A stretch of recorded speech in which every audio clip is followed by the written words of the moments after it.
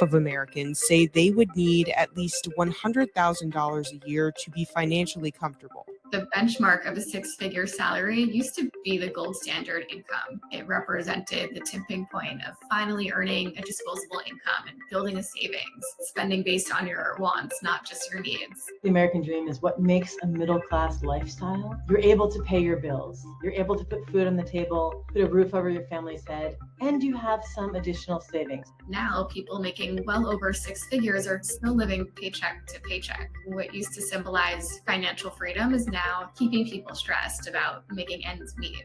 26% say they would need more. A salary in the range of $100,000 to $149,000 per year would make them feel financially comfortable. I think, unfortunately, Yeah, the crazy thing about this, right, is most of America don't even make $100,000 a year.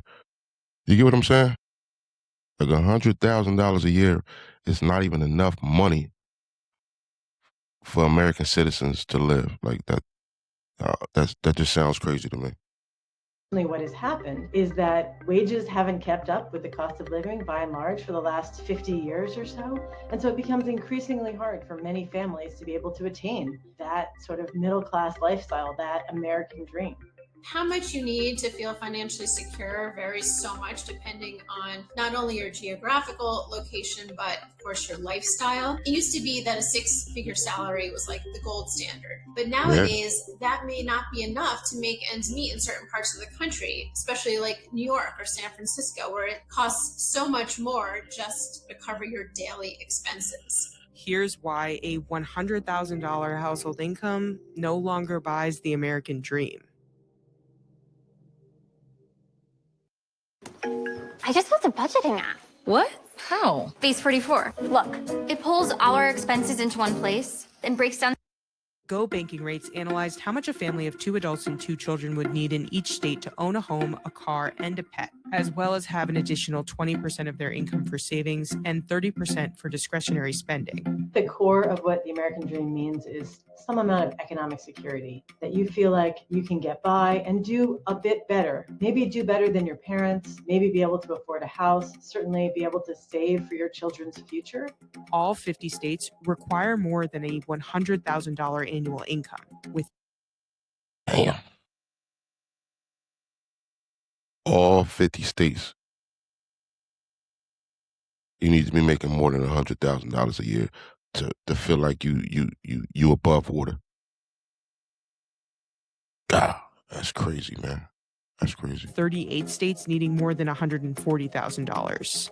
The most affordable states, Mississippi, Arkansas, and Kentucky, need between $109,000 and $117,000.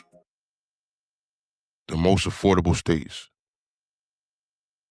109, 116, 116. Mississippi, Arkansas, and Kentucky. Why does it cost so much to live out there? Like, what's going on out there now? Like, that's crazy. The median income for a household of 4 people in each of those states in 2022 was between $71,000 and $87,000.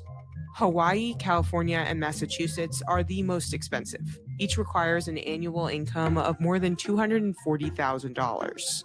The median income for a family of 4 in those 3 states in 2022 fell at least $94,000 short of what's required for the American dream. A different. So people ain't even making that money, and they struggling to survive out there. They're struggling to survive. So what's going to happen when it shoot up? Because it go up every year. Analysis from EPI found that in about 80% of the country, a family of 4 can afford their basic needs on less than $100,000 per year.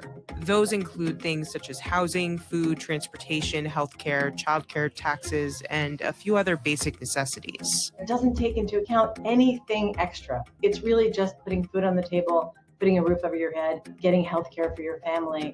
So you're not saving for a rainy day if something happens to somebody or if they lose their job. So there's no extra in there for retirement, for kids' college. Those are the kinds of things that many people want to save for. Those are the many things that people consider a part of the American dream. Only about 3% of those counties have a median income higher than the basic cost of living. The idea behind the Yo, we poor, man. We poor. That's just it. Like, it ain't no other really no other way to say it. We poor. 'Cause most of America make $50,000-$60,000 a year, and guess what? With that $100,000 a year salary, you got to equate for taxes. You losing 30,000, so you're making 70. Where's this extra money coming from? American dream hasn't really changed, even though lifestyles have. It used to be that you could get out of school, get a job, buy a home, and start a family, and now those milestones are harder to achieve. It used to be that a high school degree, you're good to go. You could get a great job building cars or something and be right in the middle class off of a high school degree. But now, in order to get into the middle class, a high school degree is clearly not enough, right? Now, you gotta pay for college. People are graduating with much larger student loan balances. But guess what? You go to college, you graduate, and you come home and you become an Uber driver. Then what? And you still got to pay your student loans. Then what? Well, then what? So you stuck with all that debt, and you become an Uber driver. You work in a regular job. You making $50,000-$60,000 a year tops. Most Americans anyway, and you got all that college debt. Then what? Come on, man. We got to figure it out. We got to figure it out, people. That's why you get a job, you get you some side hustles, you start your own businesses, and you just try to figure it out that way, man. This is wild. I'm shocked at this. And then it's harder to be on that same sort of career trajectory that would provide the stability that you maybe would have had a generation ago to save up for the down payment on a home. Student loan. You save up for a down payment on a home. Your mortgage is $3,000 a month, $2,500 a month. Like, a lot of people can't afford that. Debt reached an all-time high of $1.77 trillion in the first quarter of 2023. This can have a ripple effect, especially when entire generations are starting their adulthoods with thousands of dollars in debt. So when you think about the kinds of investments you want to make for your children, the cost of college has gone up a lot faster than overall inflation. So trying to make those investments on a smaller and smaller paycheck compared to the cost of living can be very difficult and almost impossible. And so the kinds of debt that young people can rack up going to college gets larger and larger, and your ability to then make ends meet yourself, be able to buy a car, be able to move out of your parents' house, those things become much more difficult over time. Look, mom and dad got a full-time job making good money, and they got to go deliver pizzas on the side. That's drive Ubers. Like, that is crazy, man. American dream typically is people owning property and having children, but that's becoming largely inaccessible for many people. And even those who have attained these things are finding themselves managing every dollar coming in and out just to stay afloat. So that trade-off is underlying the new cost of the American dream. Millennials and Gen Zers still want to buy homes despite feeling like they can't afford it. 62% of younger millennials and 63% of Gen Zers still say owning a home is part of the American dream. 66% of U.S. renters surveyed say rising prices leave them feeling hopeless about ever owning a home. 72% of respondents say they can't afford the down payment. 17% of all home buyers said that saving for the down payment was the most difficult task in the buying process. Listen, it take you years to save up a down payment for a house, like in this economy. Years. And sometimes you can't do it because emergencies come up, things come up that you got to just go ahead and get that money and take care of those things. Like, it's hard to save that money for a down payment for a house. Crazy, man. And then a house that used to be $250,000 5 years ago is $500K now. It's crazy. Like, come on, man. And 52% said student loan debt delayed their ability to save. The typical first-time homebuyer in 2022 had a household income of $95,900. Nationally, a prospective homebuyer would need a nearly $110,000 salary to afford the principal, interest, taxes, and insurance payments on a median price home. But the median household income in the United States in 2022 was a little under $75,000. If you're born into a nice neighborhood in which your parents have lots of wealth and lots of income, your chances of doing well are vastly improved. Part of that's home ownership. The internet is the biggest wealth creation engine to ever exist. Sadly, only a relative few have been able to participate. Collectively, Americans owe $1.13 trillion on their credit cards. Inflation, it's eroding people's purchasing power. It's reducing their ability to save for their future or invest in these long-term goals. So that loss of financial stability can create a sense of powerlessness and insecurity and contribute to feelings of uncertainty and vulnerability. It can really And you get backed up on your credit card bills. Listen, we ain't paying that this month. That gotta wait. It's just things have to take priority. When you bootstrap, then you strap for cash.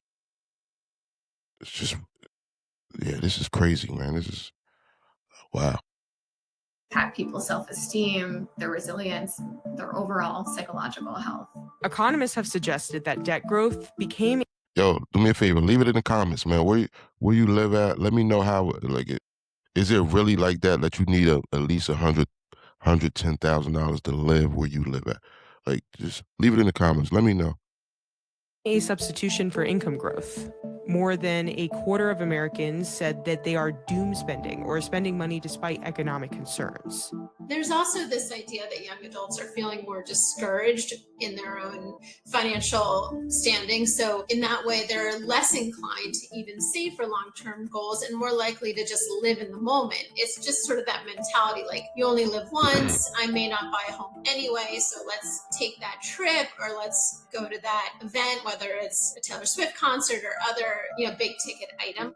73% of Gen Zers say the current economy makes it difficult to set up long-term goals. And it's not just about revenge spending. It's just about wanting to enjoy life and make the most of what you have, even if you can't necessarily buy that home or, you're not starting a family just yet. Yo, how much does discipline come into play when we talking about this type of stuff? Because a lot of us, we like to go buy our favorite coffee every day or our favorite shoe, or we want to go to the movies, we want to go on trips, we want to go, we just want to go splurge here and there, we want to go to our favorite restaurants. How much of this problem is a discipline problem? Or is it also it's just hard out here trying to get to the next step? Like, leave that in the comments, man. I want to know what we're talking about here. And you really want to, feel good about yourself in the moment. People are indulging to the extreme. And I think we often buy because we think that it's going to change our life or it's going to give us this emotion that we feel like we're missing. And it's like an endless trail of spending and constantly going to make us feel empty because we're externalizing something that we need to give to ourselves. I think that's a big issue with consumerism and it's running rampant. Social media has changed the conversation so much because there's just been this abundance of the ability to see these glamorous, glorified lifestyles. It's not only celebrities that are presenting themselves this way, but even your own peers, which makes a lot of people feel like they're just not measuring up. They can't financially compete with what they're seeing online. It has left a lot of people, especially young adults, feeling very discouraged in their own financial standing. Even if they're doing okay, they just may not feel that way when they compare themselves to what they're seeing on social media. The question is, are you able, given kind of the luck of the birth lottery, are you able to have opportunities that are the same as those of people who may have been born into families that are in better circumstances than your own? The American dream is all about it shouldn't matter. The birth lottery shouldn't matter, right? So it's deeply relative. Yeah. Leave it in the comments, man. Is $100K enough to survive in this economy right now? Everybody keep talking about this six figure this, six figure that. Like, is $100K really enough, or we got to go above and go get 150, 200? Leave it in the comments. It's your boy Fada Connect. We're here with another episode. Let's go.